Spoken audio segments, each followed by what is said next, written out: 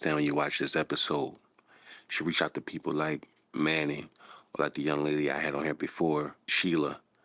The reason being, a lot of people do not know about money. So every time you get money, you think you're going to do this big flip. And you should know all that doubling money, that really stops in the streets. You really don't get to do that too often in the real world. You need to get 8% to 10% on your money and don't touch it. You need to really sit down and learn how to find out what to do with this money and really learn that money moves slow, but it's moving fast. And before you know it, yesterday's 10,000 could become tomorrow's 100,000. But it comes from sitting back and letting the money chill and keep flipping itself. So going forward, when you got your money, if you're lucky enough to get some money, because like my dad told me back in the day, it takes about 3, 4 different chances with money, and that's if you got a little bit of brain. Learn to put your money somewhere where you can look at it every day and know what you have, but don't touch it.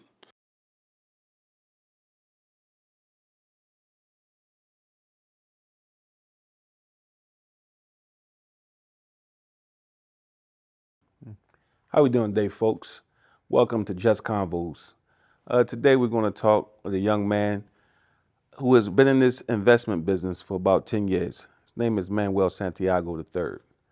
But before we go into me talking about him, I just want to about a sober moment I had today. I'm wearing glasses today because I had a kind of a rough funeral today. A good friend of mine died um, as he was fighting a certain disease like diabetes. I watch him become crippled and lose limbs and things like that. So as I went to that funeral today, I'm kind of just thinking about what he meant to me in my life. You know, as I met that guy, I was transitioning my life from being a knucklehead to starting a new job. And when I would go home and look for something to do, my brothers and I'm like, "Hey, you just come over here, just go over here and chill. We ain't got to be in the, outside doing stupid stuff." So his house was like a sanctuary for me as I was making my transition to being back in Philadelphia and learning how to stay out the way. So watching that man die, watching that man being buried today, did something to me, kind of messed up my day to day. But we're gonna push through. So to Eric Coleman, I want to say, man, thank you very much. I know you had a rough fight, but thank you very much, man. You saved my life. So over to you, Mr. Manning. Thank you very much for showing up. I know that was kind of a weird thing we did today, but had a rough one today. I was thinking about canceling the show, but I said, nah, we're gonna get this one done. So back to you. You are an investment guy, and you show people what to do with their money, so that when they sleep at night, their money can keep doubling, keep tripling, keep working for them while they sleep. What made you even get into the business of that? Well, first, Reef, I want to say condolences, to you, your friends and family. Losing someone, especially someone close, is never easy, with that. So that's definitely what I want to say first. Secondly, to answer your question, I actually got into this business, believe it or not, I wanted to originally be a sports agent. Okay. That's what I really wanted to be. Okay. When I was a teenager, I had jobs working at like the movie theater, working for like Kraft Nabisco, being a merchandiser. I was working for a biofuel company. I had an internship there. Okay. And then I went to LaSalle University and I graduated with like an accounting and marketing degree. So I double majored and minored in management. And then when career day came, right? All these different businesses were all around, with it. And it's so funny because the line that was the most full was Kraft Nabisco. Like literally what I was just working. And I was like, I need to get out of here. I ain't coming back here for all the money in the world. There's no way I'm going to Kraft Nabisco. No, not at all. Not at all. And I wanted to be a sports agent. And I met this guy by the name of Robert Corralius. He was at this New York Life table. And he was like, hey, what do you want to do? And I was like, I kind of don't know, but I kind of want to be a sports agent. Like, I definitely don't want to do Kraft Nabisco stuff. And he was like, okay, do you have any athletes with you? Hold on, time out. And I'm sorry for interrupting your story. Go ahead. You said you were at this for LaSalle, people were LaSalle, graduating? yeah. And everybody wanted to go to Kraft Job Nabisco? fair, yes. To do what? People lined up to be merchandiser, with that, to be a sales, to own a territory. To grab the stuff out the back and put it on the shelves or bring the stuff in the store, the merchandiser.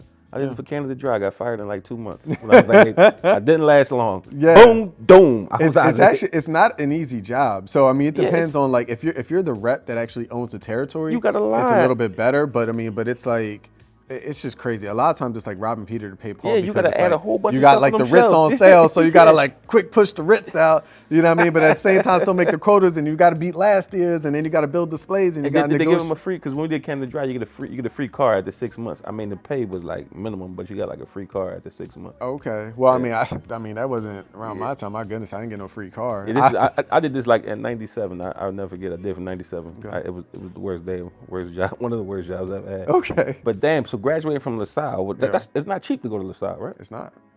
And they was going to Nabisco. They were going to Nabisco. They were there. A lot of people were going up, lining up there. Because you also have to understand, this was 2008. Oh yeah. That was a horrible this was year. 2008, Yeah, where the you know, market. I know all about 2008. Yeah, Yeah, the I would market have worked in crash, craft yeah. Nabisco too, 2008. Yeah. 'Cause it was rough for me. Yeah. Yeah, but the thing is though, is it's not all about just like what the market's doing. Like, you know, that's the marking is it's a lagging indicator, right? It means that it's an effect of what It actually started is a year. happening. Yeah, it started. It Before. started a year before, about 2006, 2007, and it 2007, really yeah. started with the housing markets, right? Correct. So markets will crash and correct, as we call it, you know, for a number of reasons, right? In this instance, it was essentially the mortgage, and it was just real estate. It was completely inflated. It was a huge bubble, and that bubble burst. You know, and so what happened was it was very difficult to actually find jobs. And even for me, I was like, I had an accounting degree, and I didn't want to become an accountant. You know, if anything, maybe it was gonna be like auditing, because I didn't want to be in a cubicle. Because like what people don't understand is that, like, you know, when you're in accounting, you go to school and college and you get an internship there, you know, that people love it there because they pay you hourly. Yeah. And then if you're working there during tax season, you're getting overtime. Overtime, yeah. You know, so people don't. But then it's like, once you get the accounting gig, then it's salary. So now you'll still be working 60 hours a week, but still making the same salary. You're not making overtime. Horrible. You know, so for me, I was like, I kind of just got out of that mess with Kraft Nabisco.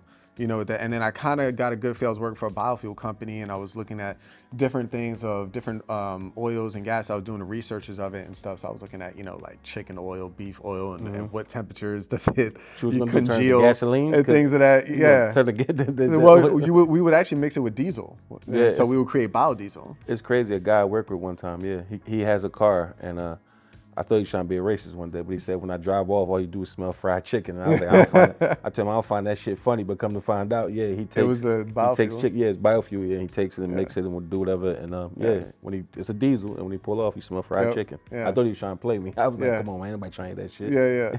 But, No, man, that's crazy. So so you was with the biofuel. Yep. And they offered me a great job with, you know, good benefits and things of that nature. But at this point in my life, I was tired of building someone else's dream. That was just really what it came down to, you know, with that. And, you know, and what I decided after meeting with this gentleman, Corrales, he was just like, well, do you have an athlete? And I said, well, no, you know, with that. He was like, all right, well, are you an attorney? Like, do you have a law degree? And I was like, well, no. It was like, you need those things. This was before the Rich Paul rule. Yeah. So because if you get into a sports agency, you need to either bring the talent so that they can actually bring you in, and then, you know, or you're gonna have to, like, you know, whore yourself, and then essentially where it's like you're getting all the papers and all the copies, you're doing everybody's, you know, dumb work, you know, until maybe an athlete now you merchandising, you know and you hope somebody like you. You're gonna be and a hell then of a brings you on. merchandiser. That was it, you know, and that could take years. You know what I mean? And I was just like, I don't know. And then he was like, have you ever thought about being a financial advisor?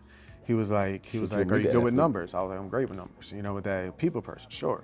You know, with that, and he was like, well, here's the thing with athletes, celebrities, whatever. You know what I mean? They'll fire their agents like that. Yeah. You know what I mean? But keep a good financial advisor. Yeah, but if you're a good financial advisor, you're taking care of them, you become a part of the family. Yep. You know, with this. So then you can work with athletes and celebrities and all kinds of stuff, but you can also work with, like, regular people, you know, with that, and build something from there. And then you can really create, you know, your own business. And when he said that, I was like, oh, that sounds kind of nice. You know, with this. So that's when, you know, I went into orientation, I checked it out, you know, and create your own hours, and, you know, and really helping people and really learning stuff and really actually building something for yourself. I was like, this is a perfect time. Wasn't married, didn't have kids, you know what I'm saying? Didn't have a mortgage. I was like, I was 23. So it was like, I'm free to the world, whatever it takes. Okay. It was like, if I was gonna fail, I wanted to fail at that point when the risk was as low as possible. Okay. So what, you had to stay at home in the beginning of this, or you No.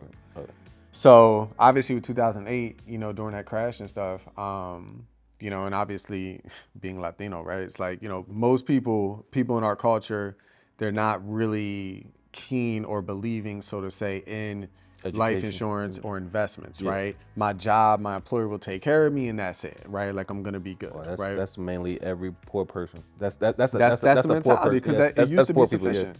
Yeah, it was. Yeah, it was. It yeah. used to be sufficient. You would either get a pension or live off Social Security, whatever it might be and stuff. But like, that's just not the time, No. you know, nowadays and stuff. But breaking that mold, like the younger generation, you know, they're more astute to it. And like, yo, I don't want to work forever. I don't want to live off of fixed income when I'm in my 60s and 70s Yeah. and 80s, whatever. Yeah, People when a living loaf of bread longer. gonna cost $100, then you know what I mean? Like, Exactly. Yeah. So Yeah. go ahead.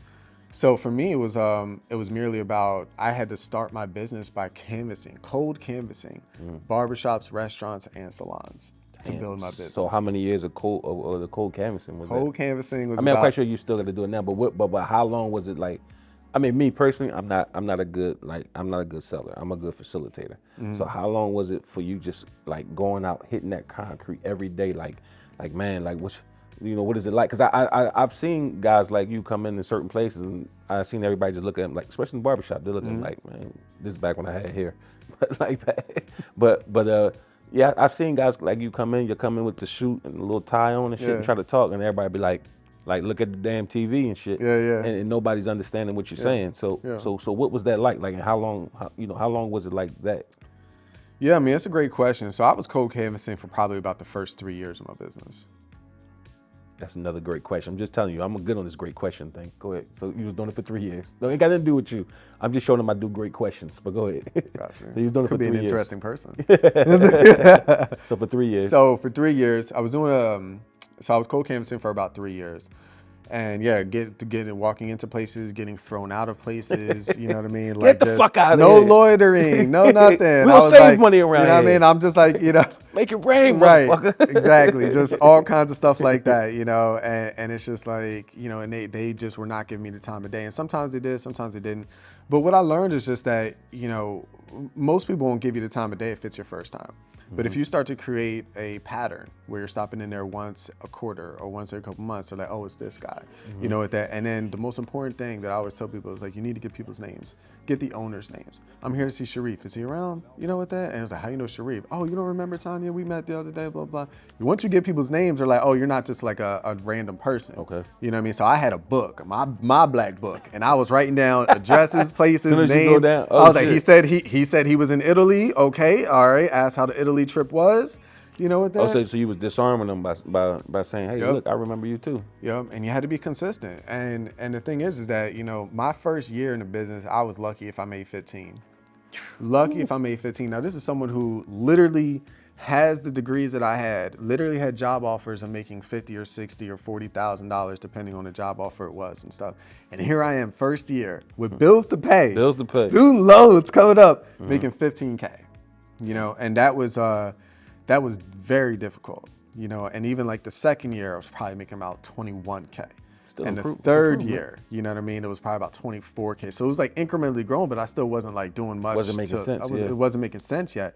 So you had to go get a second job or something? Or no, you just have no, man. Like the thing is that when you're building something, here's the thing. So I'm a financial advisor, right? Trust me with your money. Trust me with your financial plan for your future. What if you saw me working at Chick-fil-A or working at a landscaping business as well? This same guy that was on, like, it has to be one or the other. You have to choose one.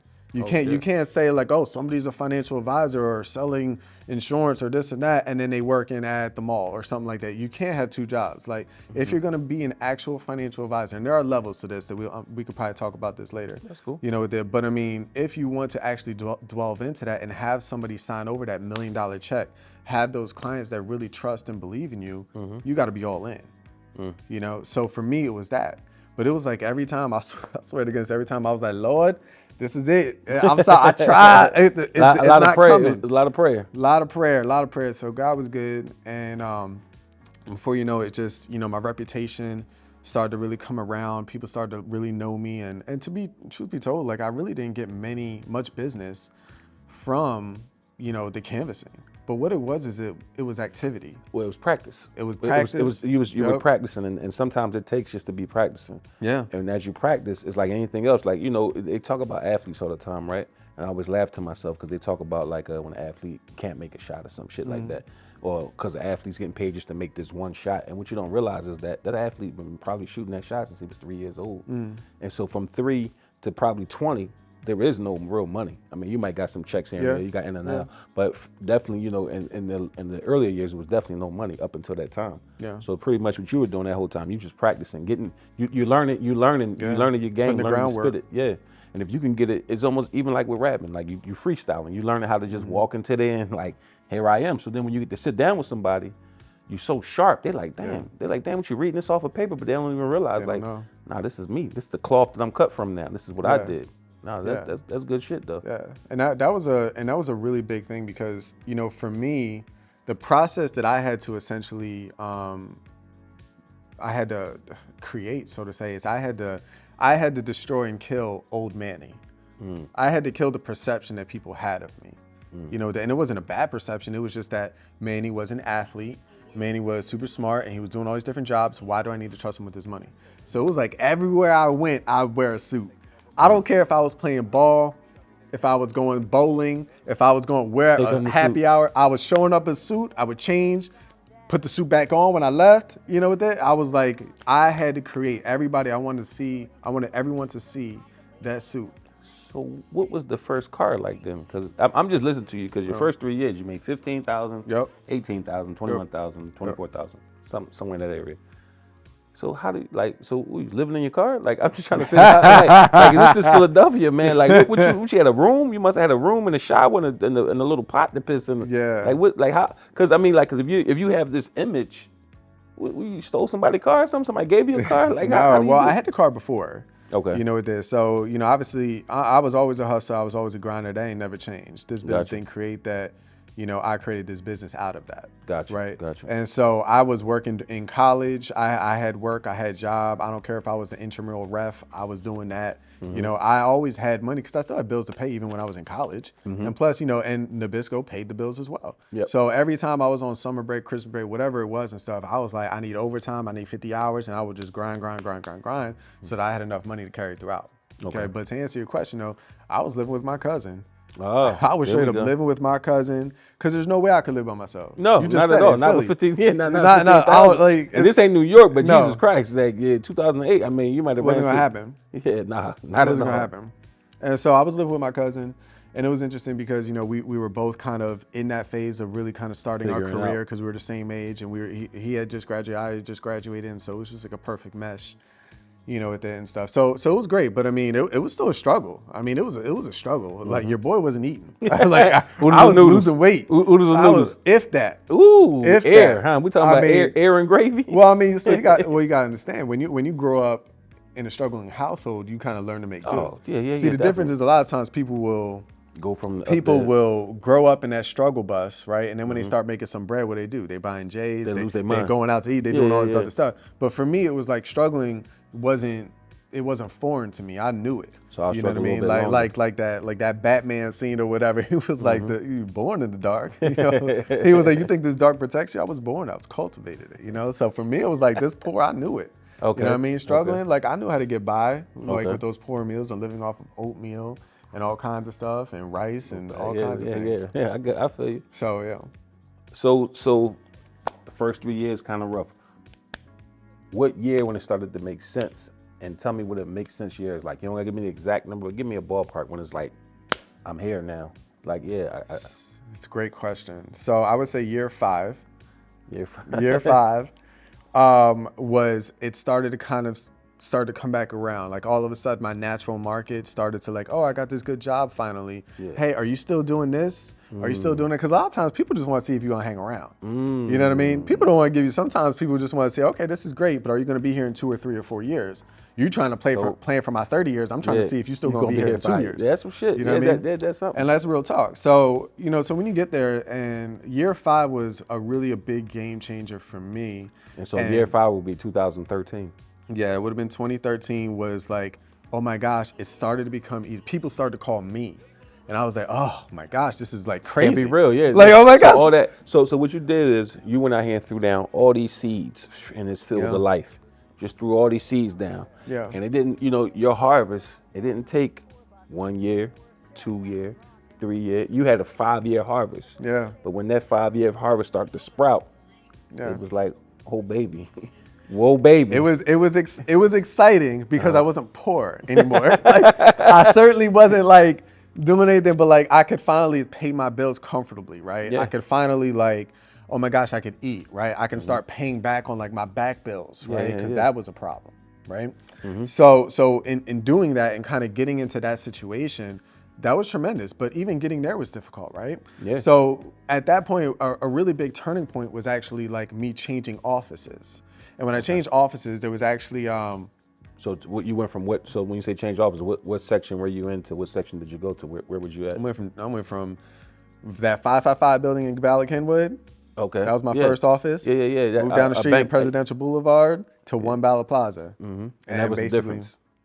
the biggest difference was essentially this gentleman who brought me into the business. Basically, they were making him be a partner in another office, but they allowed him to take the people that wanted to go with him with him. Okay. So you I went decided to him. go with him. So you took a chance. I took a chance, with it. And what year was that? That was 2012. 2011. 2012. Yeah. That was like 2012.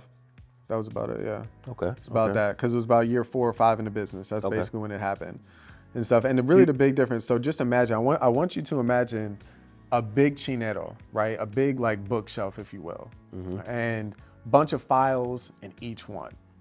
And I said, Rob, are we gonna go through these files? You know what that? He was like, yeah, we're gonna have a phone clinic. We're all gonna get through it. And so there's like 30 people in his office. So it's leads. Those are leads. Those are, leads or potential clients. Like nobody was. It was just the unknown. Yeah. You know what I mean? Correct. And so, but for me, this was better than cold canvassing.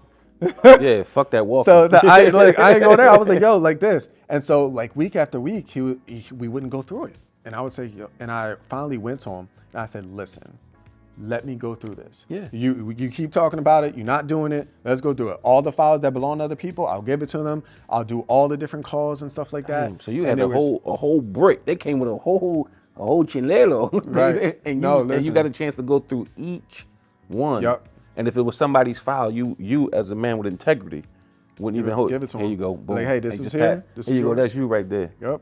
So out of like, let's call it 1,000 people. Okay. Let's call it 1,000 people. Probably 1%. Don't matter. 1% became clients, people that I could call, people that I could like reach out to, people who I could help and assist, with it. That's 10 people, right? 1% would be 10 people. Yeah.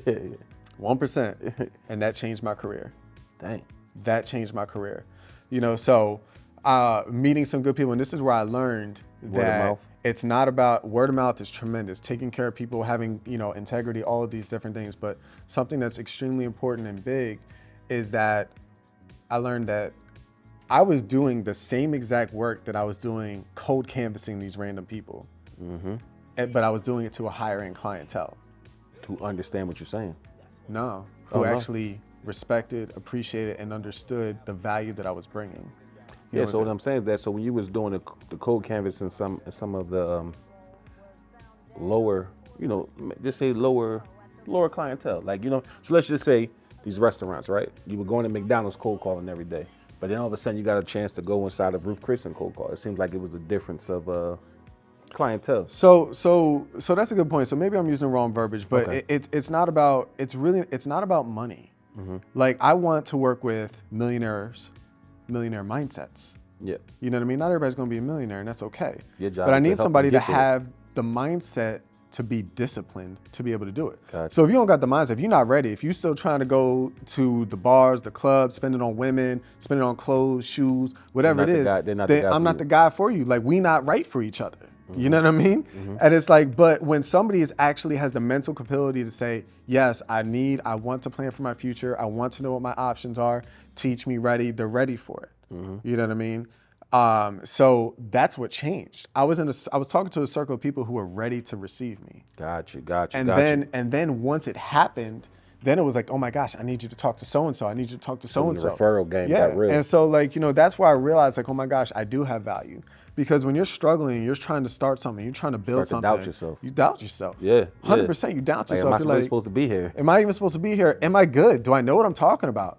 You know what I mean? And not to mention, it's like I'm trying to help and I'm trying to cultivate these people while me myself, I'm struggling. I'm dying out this motherfucker. I'm like, yo, listen, you know what I mean? And so that became a difference. Okay. You know, they're both, you know, once you start getting into the right clientele, once you start talking to the right people, you know, that then, oh my gosh, they see your value. And now it's funny because now you kind of carry yourself, you puff your chest out a little bit more. You know, success breeds confidence. It doesn't, you know what I mean? It's a little success, just a little. Does. I hit that little layup now. It's like, give me the ball, coach. Yeah. So then at that point, it just started to glide for you.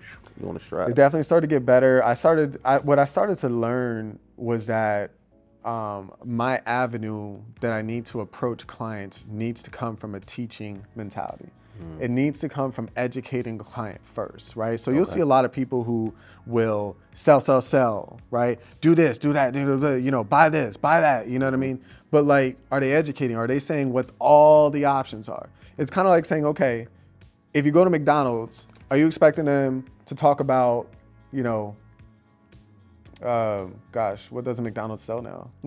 A hot dog. Are you going to McDonald's for a hot dog? Like, no, it's not on the plate. They don't provide it. Yeah. So they're not going to talk about it. They're not going to say it's bad. Burgers are better. You know what I mean? And so it's like you have to understand that, like, I had to approach the situation in Andrew's situation, be like, listen, here are all of your options.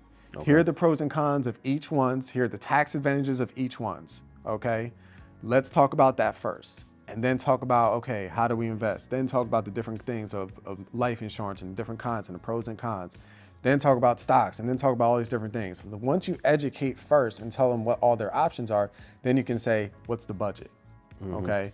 Then that's gonna dictate where we go from there at that point. Okay.